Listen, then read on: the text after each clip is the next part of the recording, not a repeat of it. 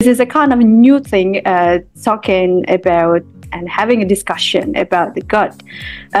What is the fructose, and what is the impact to our body, and what kind of good fructose that we can consume for our gut? So with fructose, it's in numbers. It's it's called, but let's look at this closely in a minute, like one of the big food intolerances. So many people, when they have too much fruit sugar, fructose, then they will have a little bit bloating, or it might even get a bit of bellyache or diarrhea if they have lots. And then you have to decide. There's two kinds of fructose problems. One is there from birth. And then you really have to pay close attention, because if you don't, it can be dangerous for the liver. And the other one is just in general, people who grow up and then in this food industry, sweet drinks, Coca-Cola and all these candies and stuff, they all have like fructose added so that they're more sweet. And this adds up to an amount that in history, back to our ancestors, we never had so much fructose a day. So this is why people suddenly now have a growing problem with fructose. Most of the time, it's because just the amount has become crazy much, at least in Europe and America. I know there are numbers for this that show it quite clearly.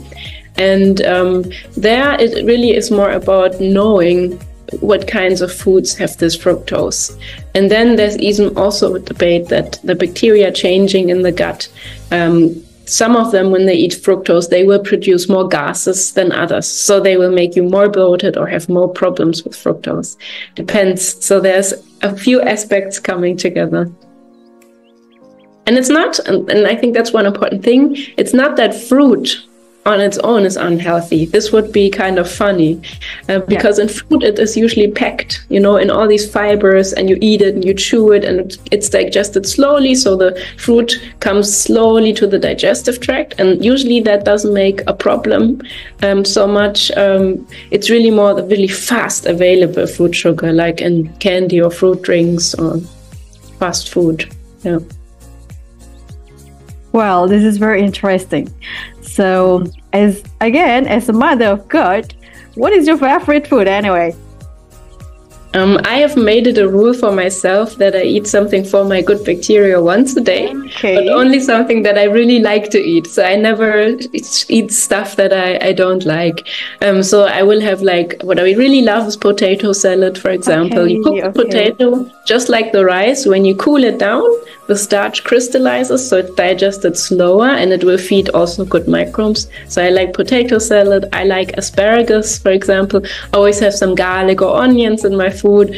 So those are just a few things. And what I've done in the last years especially is always have a little bit of fermented food, just like sauerkraut or so. I use it like a lemon, just the acidity of it. And I think every culture has typical fermented foods. I'm pretty sure Indonesia also has typical fermented foods. Yes, we have a lot, yeah.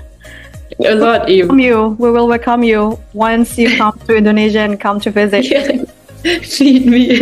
Yeah, from the west to the east, we have many various kind of foods.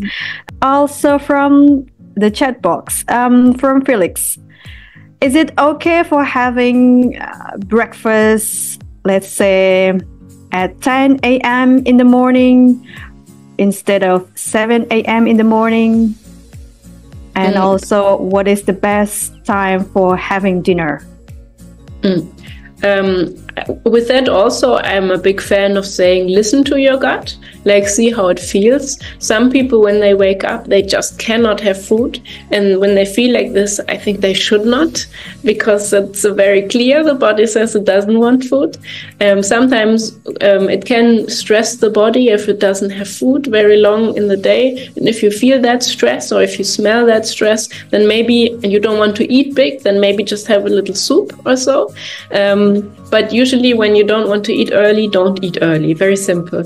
And the last meal in the day, I think it is also free of choice, but I would still have a little bit of a limit there.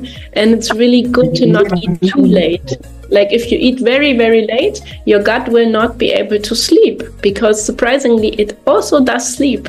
Like when we sleep, it really changes its movements. And when we have food in there, then it will have to digest and make a night shift. So it's nice to not make night shifts too much, you know? So at least I think 2 hours would be nice. And sometimes you are hungry and you have to eat at night, then do it, but maybe don't do it all the time would be, I think, my advice.